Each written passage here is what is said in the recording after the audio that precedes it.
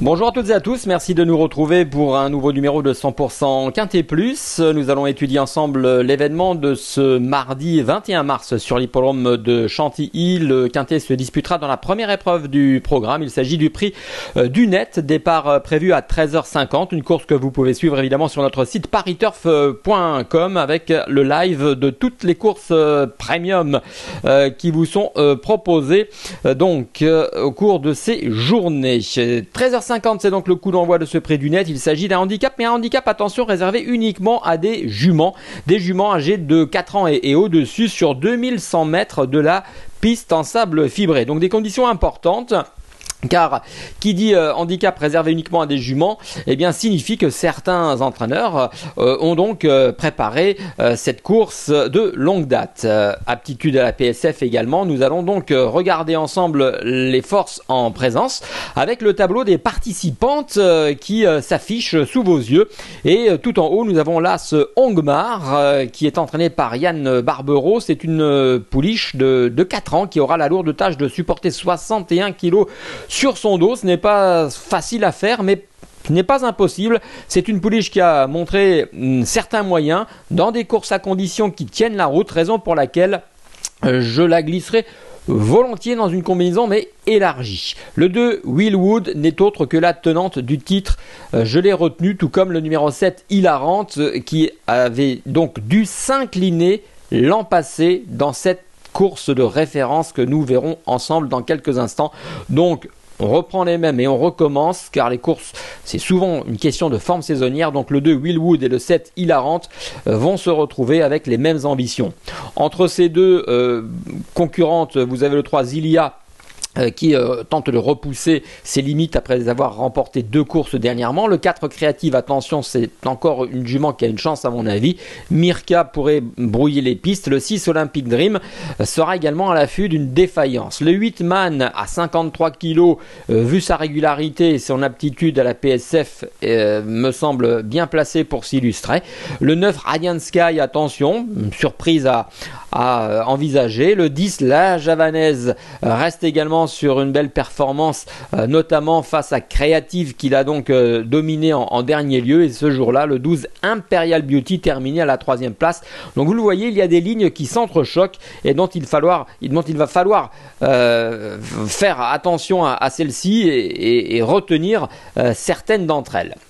Le 13 Hipparoc, outsider à ce niveau de la compétition, tout comme le 14 Osé et le numéro 15 Southwest Arbor, car vous l'aurez constaté de vous-même, l'écart de poids qu'il y a entre les extrémités est tout de même assez important, puisque vous avez l'As Ongmar qui est en valeur 40,5.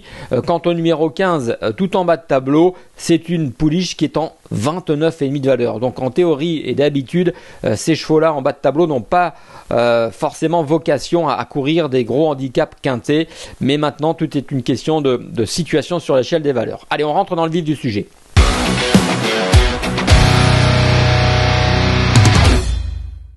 Et c'est parti pour le papier, l'analyse donc de ce quintet avec, je le disais, 2 concurrentes qui se retrouvent après s'être classées aux 2 premières places de cet événement. Mais on regardera cette course de référence avec la candidature suivante. Pour l'instant, je focalise sur le 7 Hilarante car je pense qu'elle est susceptible de prendre sa revanche sur le numéro de Willwood qu'il avait battu donc l'an passé. L'écart de poids est tout de même important.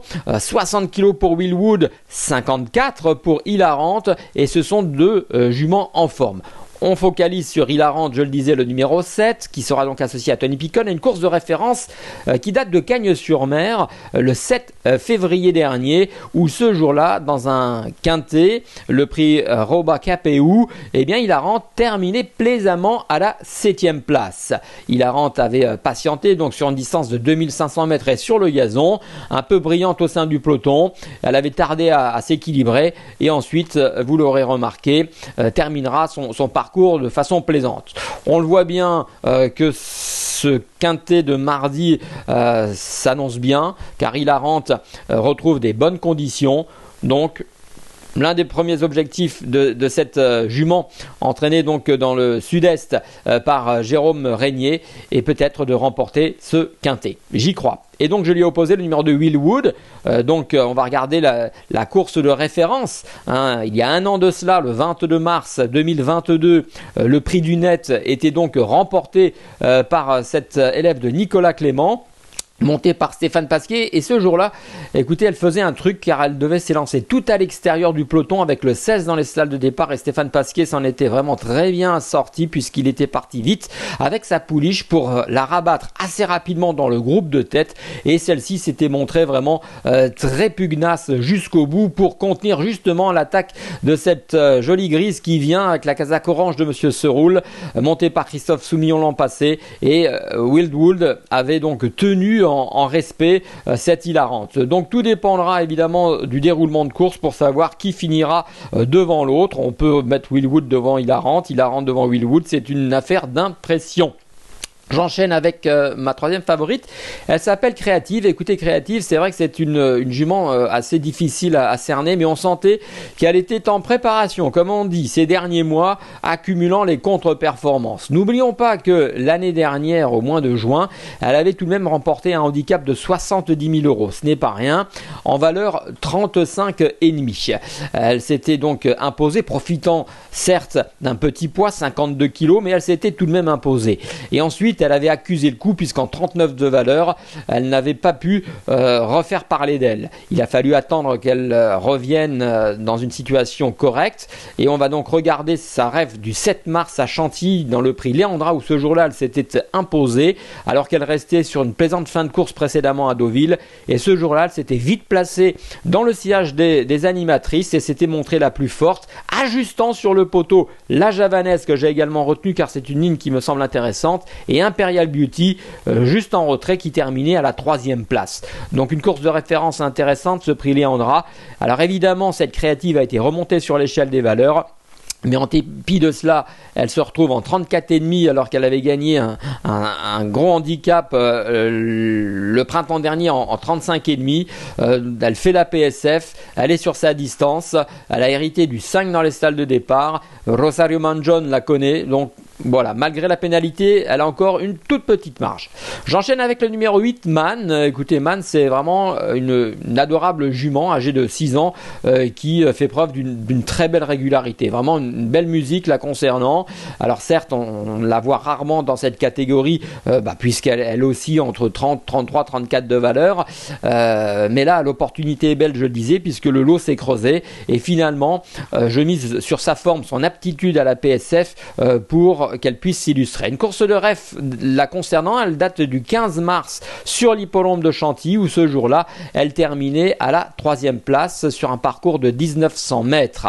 Elle avait patienté sur une 3e ligne à la corde, s'était rapprochée, toujours en faisant le moins de chemin possible, et avait lutté dans la phase finale. Ne pouvant inquiéter, vous le voyez sur les images, les deux premiers, à savoir Combermer et Chanakil, qui sont, cela dit en passant, des mâles. Donc là, l'engagement face à des femelles uniquement sur de la PSF, sur une distance à sa convenance et avec 53 kg sur son dos, je pense que les feux verts clignotent.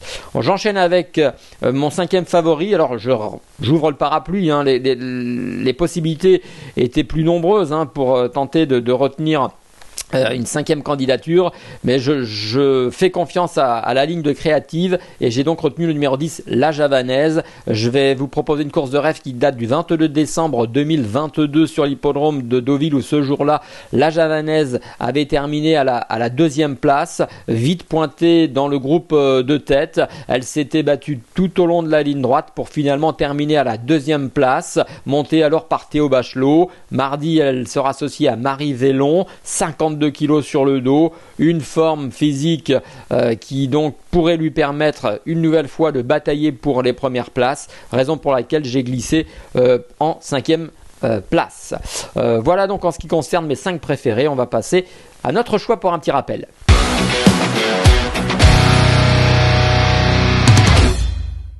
Un petit rappel avec la combinaison que je vous propose pour cet événement de mardi, le numéro 7 Hilarant et le 2 Willwood.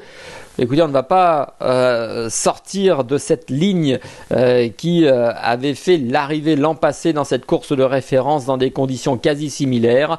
Donc je retiens le 7 et le 2. Je fais confiance à la forme du 4 Créative qui a encore une toute petite marge de manœuvre, qui avait battu donc la Javanaise en dernier lieu, le numéro 10 que j'ai retenu, juste derrière le numéro 8 Man qui fait preuve d'une belle régularité. Et je terminerai comme d'habitude avec un conseil de jeu. Dans la 8e épreuve du programme, je vous invite, une belle course d'ailleurs, qui a réuni des chevaux de qualité, Super Quali. Alors certes, il nous a laissé sur notre fin dernièrement, mais il était hors distance. Là, il revient. C'est un cheval de vitesse. 1400 mètres PSF, c'est son sport. La décharge en plus de Dorian Provost, 53,5 kg. Si le cheval a progressé physiquement, et ça, j'en suis intimement persuadé, il est capable de jouer un tour aux favoris de cette course. Ces favoris s'appellent Sleepy Striking, le 3, Magic Vati, l'As, ou encore le numéro 8, Elusive Foot. Donc, je mise plutôt sur le 7 Super Quali pour tenter un champ réduit au couplet gagnant placé. Pourquoi pas? Merci de votre attention, merci de votre fidélité. Et maintenant, je vous propose d'écouter Romain Porret. Il a quelques petits conseils à vous donner.